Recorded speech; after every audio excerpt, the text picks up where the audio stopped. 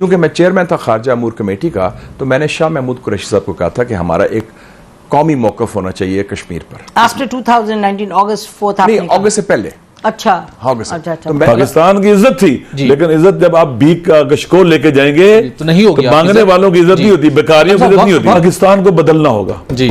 अगर नहीं पाकिस्तान बदलेगा तो जैसे अभी इररिलेवेंट है, और इतना बड़ा मुल्क अगर मजीद इररिलेवेंट रहेगा तो अंदर से ये खोखला होकर ढह जाएगा। एक बार फिर से हालात ने करवट बदल दी है, और वो इंडिया जिसका कुछ साल पहले तक बुरा हाल था, अब इकोनॉमिक रिफॉर्म्स की वजह से दुनिया की चौथी बड़ी मईशत बनने के साथ साथ मार्च 2023 में $3.5 ट्रिलियन की हदें अबूर कर चुका है। इंडिया भारत बनाएगा सब कुछ, किसी को कुछ बनाने की जरूरत नहीं। India will make everything. India ने पोर्ट बना दिया, India railway line, container terminal, जो बोलो भारत बनाएगा, कोई दिक्कत नहीं है। हमारा ये होना चाहिए कि अगली बार जब गोरे जाएं अफगानिस्तान, किसी भी मकसद से जाएं, they should use Iran and they should not use Pakistan. India की स्ट्रेटेजिक क्लैरिटी है टुवर्ड्स पाकिस्तान, हमारी नहीं है। हमारी नहीं है, ये फर्क है। और आप देख लें कि उन्होंने वर्ल्ड कप का मैच हारा ताकि पाकिस्तान ना आ सके। आपको याद है हम दुआएं कर रहे थे इंडिया जीत जाए, उन्होंने जानबूझ के मैच हारा कि पाकिस्तान को वर्ल्ड कप में मौका ना मिले। तो वो इस हद तक आपको डैमेज करना था। क्वेश्चन मार्क कहां पर है, प्रॉब्लम कहां पर है कि हमारे दोस्त ही हम पे भरोसा करने के लिए तैयार नहीं है। इस तरह श्रीलंका डिफॉल्ट करके बच गया, हम भी बच जाएंगे, ये गलतफहमी खुदा के लिए दूर कर दें। मुझे याद है कि जनरल बाजवा ने मुझे खुद कहा था, जनरल बाबर वहाँ बैठे थे इस पर, उन्होंने कहा कि मुझे एक वेस्टर्न कहा है एम्बेसडर ने कि जी आप प्राइम मिनिस्टर इमरान खान से कहें कि मोदी को फाशिस्ट ना कहें, वो कह रहे हैं इस पर बड़ा इम्पैक्ट हो रहा है। ये वो जय हिंद दोस्तों, स्वागत है आप लोग का हिंदुस्तानी स्पेशल के एक और नए वीडियो में। दोस्तों, पाकिस्तान के पूर्व राजनयिक ने ही खोल दी है पाकिस्तान की आर्मी और ISI और साथ ही साथ पाकिस्तानी गवर्नमेंट की पोल, क्योंकि जिस तरीके से पाकिस्तान लगातार कश्मीर पर अपनी आवाम को ये दिखाने की कोशिश करता है कि हम कश्मीर को लेकर बहुत ज़्यादा चिंतित हैं, लेकिन जिस तरीके से इस राजनीतिक ने पोल खोली और बताया है कि उस समय के आर्मी चीफ रहे बाजवा ने किस प्रकार इंडिया से हाथ मिलाया और अपने ही आवाम को धोखा दिया, और साथ ही साथ इमरान भी इन सब चीज़ों में राजी था। दोस्तों, आपको पता होगा कि जब कश्मीर से आर्टिकल 345 पे हटाया था, तब इमरान खान ने UN में स्पीच दी थी, जिस पे पाकिस्तानियों द्वारा ये खुशी मनाया गया था कि जो UN में इमरान खान की स्पीच है उससे भारत बहुत ज़्यादा दबाव में आ गया है, और भारत जो आर्टिकल 370 है एक बार फिर से जो हटाया है उसको लगा देगा। लेकिन ऐसा कुछ नहीं हुआ, क्योंकि भारत की जिस प्रकार की फॉरेन पॉलिसी रही और भारत ने सब कुछ देखते हुए किया, क्योंकि आज भारत के साथ पूरी दुनिया खड़ी है, और इसीलिए पाकिस्तान को ये बात समझ में आ गया है कि पाकिस्तान की फॉरेन पॉलिसी अच्छी नहीं है, भारत की फॉरेन पॉलिसी अच्छी है, और इसीलिए हम जो है वो भारत पर एक भी दबाव नहीं डाल पाए, और भारत जो कुछ चाहता है वो कर जाता है, लेकिन हम सिर्फ और सिर्फ देखते रहते हैं और सिर्फ बयान देते रहते हैं। और आपको पता होगा कि बाजवा ने भी, और पाकिस्तान की उस समय की पॉलिटिकल जो पार्टी इमरान खान की थी, उसने भी बड़े बड़े बयान दिए थे। तो चलिए वीडियो में चलते हुए देखते हैं कि कैसे पाकिस्तान के पूर्व राजनीतिक ने पाकिस्तान की आर्मी की पोल खोली है। इंडिया के साथ अगस्त 4 के बाद 2019 के बाद हमारी पॉलिसी तो लगा था शुरू में कि बड़ी सही पॉलिसी है, इंडिया को हमने बैकफुट पे तो डाला था। मेरे ख्याल में हमारी पोस्चरिंग और थी, हमारी पॉलिसी मुख्तलिफ थी।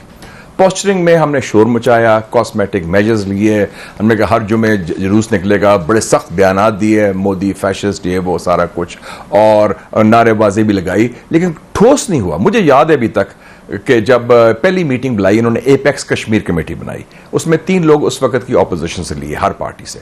मुझे भी लिया, नून से, पीपल्स पार्टी से नवीद कमर साहब, और जमात इस्लामी से सिराजुल हक साहब। ये PTI की गवर्नमेंट। हाँ, PTI गवर्नमेंट। और उसमें foreign minister, chairman Kashmir committee Fakhar इमाम साहब, DG ISI, DG MI, DG ISPR और DG MO सारे थे।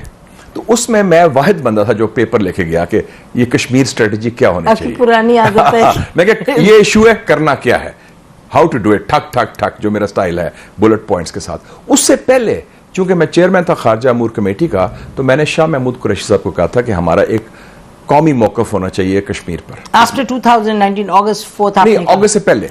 अच्छा, अगस्त। तो मैंने उनको तजवीज़ की कि हम 5 फरवरी 2019 को इंटरनेशनल कॉन्फ्रेंस करते हैं लंदन में, और सारे इकट्ठे जाते हैं। गवर्नमेंट जब हमने डॉसिए पेश किया इंडियन स्टेट टेररिज्म पर, आपको याद होगा अक्टूबर 2020 में जी, इतना जी, कुलभूषण कि के जी बाद बड़ा उन्होंने कहा न्यूज़ कि जी इतने ट्रेनिंग कैंप्स हैं, 66 ट्रेनिंग कैंप्स थे उधर और अफगानिस्तान में और 21 थे हिंदुस्तान में। बड़ा powerful evidence था आपके एविडेंस, पास, इंटेलिजेंस phone calls वगैरह सब। फिर उसके बाद EU डिसइंफो लैब का आया कि हिंदुस्तान स्टेट पॉलिसी के तहत पाकिस्तान के खिलाफ ना सिर्फ स्टेट टेररिज्म कर रहा है बल्कि वो कर रहा है। तो वो तीनों मौके हमने जाया किए। उसका मैं देख लिया था कि उसका मंतक था कि शायद जो उस वक्त की मिलिट्री क़यादत थी उसका मौक़िफ़ हमारी जो थी, हाँ मुझे याद है कि जनरल बाजवा ने मुझे खुद कहा था, जनरल बाबर वहाँ बैठे थे आई स्पीकर, उन्होंने कहा कि मुझे एक वेस्टर्न कहा है एम्बेसडर ने कि जी आप प्राइम मिनिस्टर इमरान खान से कहें कि मोदी को फाशिस्ट ना कहें, वो कह रहे हैं इस पर बड़ा इम्पैक्ट हो रहा है ये वो। और एट द सेम टाइम आपको याद है कि इन्होंने फिर बैक चैनल शुरू करवाया उस वक्त DGISI के साथ, और LOC पे जो सीज फायर था उसका कोई देखिए जी, LOC का सीज फायर क्यों इंडिया की तरफ से इंडिया आया? क्यों wanted आया? it. क्योंकि इंडिया को Pressure. फेंटी पड़ी चाइना से। बिल्कुल मई डॉक्टर, जून बिल्कुल, गलवान में जब बिल्कुल। उनको मार पड़ी, उनको डर पड़ गया कि ये तो ये दो two front फ्रंट हो जाएगा। यस, पाकिस्तान चीन मिल जाएंगे, हम तो Absolutely. मारे जाएंगे। और उन्होंने पाकिस्तान की मिन्नतें की, हमने मिसरीड किया। मैंने उसको भी We कहा था। always do that historically, हाँ, हमने मैंने किया। कहा कि मोदी सिंसियर नहीं, उनका नहीं, आप कश्मीर पर भी बात होगी, उन्होंने ब्रीफिंग भी दे दी बल्कि हम मोदी के तर्जुमान बन गए पाकिस्तान में और कहते रहे ये भी होगा वो भी होगा, कुछ नहीं हुआ। 62 वॉर के 62 बाद ये- स्वरन यही भुट्टो हुआ। टॉक्स, आपने उन्होंने उनको वादा बिल्कुल किया कहा कि बात आप करो, खामोश रहें हाँ, और बिल्कुल। हम आपको कश्मीर का मसला हल करा देंगे। वो भी झूठ बोला। और आपने देखा इधर ट्वीट्स भी आई, इवन ISPR की ट्वीट आई, आई थिंक आसिफ गफूर साहब थे DG, उन्होंने कहा कि ईस्ट वेस्ट कॉरिडोर बनेगा तो फिर CPEC कामयाब होगा, नॉर्थ साउथ कॉरिडोर। भाई इंडिया तो आपको खैर खा नहीं, ईस्ट वेस्ट कॉरिडोर क्या बनाना, हम किस ख्याली पुलाव बना रहे थे। और फिर हमने और भी कहा कि जी ट्रेड भी शुरू करें उनसे और कश्मीर को फ्रीज भी करें, फॉरेन ऑफिस, इंटीरियर, मीडिया सबको इकट्ठा करके, जो मीडिया के हवाले से कश्मीर का था। तो एक कश्मीर टास्क फोर्स होनी चाहिए जो पूरा स्ट्रेटेजाइज करे और उस प्लानिंग को एग्जीक्यूट करे। दूसरा जी, 70% ऑफ द बैटल है बैटल ऑफ आइडियाज। ये बैटल है सफारती, सियासी, media, academia, think tanks, diaspora की। उसको अपने इश्यू को जिंदा भी रखना है और अपना मौकफ भी पेश करना है और कश्मीरी अवाम को हिम्मत हौसला भी देना है। और तीसरा मेरा ख्याल है, मैंने पेश भी किया था प्रपोजल, वो जो पेपर में, जो फेमस पेपर मैंने दिया था सबको, जो उन्होंने पूरा नहीं किया, लॉफेयर। लॉफेयर क्या होता है? कानूनी तरीके से भी उनको दबाव में डालें। अगर गैम्बिया रोहिंग्या का issue international court of justice ले जाके जीत सकता है केस, गैम्बिया के थ्रू किया आपने, और अगर RSS को आप कोर्ट ले जा सकते हैं, सारे वेस्टर्न कोर्ट्स की यूनिवर्सल ज्यूरिसडिक्शन है। वो जो 6 फॉर रेफरेंडम है, जो जस्टिस हैं, और वो कश्मीर खालिस्तान रेफरेंडम फ्रंट है, उन्होंने वो, आपको पता है जब मोदी गया था हाउडी मोदी कैंपेन के लिए ह्यूस्टन, तो ह्यूस्टन कोर्ट ने उसको समझ इशू कर दिए थे कि जी मोदी एक RSS एक फैशिस्ट ऑर्गेनाइजेशन है जो एथनिक क्लेंजिंग कर रही है।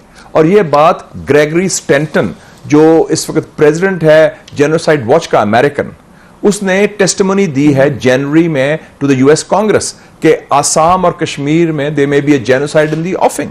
तो हम इस चीज को इकट्ठा करके करें, इसमें पैसा लगने की बात नहीं है, दिमाग और हिम्मत हौसला, की जरूरत है। दिमाग भी उड़ाएं जैसे आपने कहा, दानिशमंदी और दलेरी के साथ, और हिम्मत और हौसला भी होना चाहिए और कमिटमेंट होनी चाहिए। ये नहीं कि जुबानी जमा खर्च। कि क्लैरिटी नहीं है, क्योंकि देखिए ना, याद है right in the middle of all of this ये हुआ कि जी चलो इंडिया से प्याज खरीद लो और कॉटन खरीद, कंफ्यूजन है। क्वेश्चन पता क्या है? स्ट्रेटेजिक क्लैरिटी टुवर्ड्स इंडिया नहीं है। नहीं, वही मैं कह रही हूं। दिस इज ना, ये Kashmir policy is part of India policy. Absolutely. तो उसमें अगर आपके उस पर कहें कि नहीं उनको कुछ ना कहें, उनसे ये कर लें, दिस इज अ प्रॉब्लम, ये प्रॉब्लम कॉम्प्रिहेंसिव उन्हीं स्ट्रेटेजिक क्लैरिटी है। They want to damage you. और आप देख लें कि उन्होंने वर्ल्ड कप का मैच हारा ताकि पाकिस्तान ना आ सके। आपको याद है हम दुआएं कर रहे थे इंडिया जीत जाए, उन्होंने जानबूझ के मैच हारा कि पाकिस्तान को वर्ल्ड कप में मौका ना मिले। तो वो इस हद तक आपको डैमेज करना था। इस हद तक देखो, हाँ, इस हद तक देखो।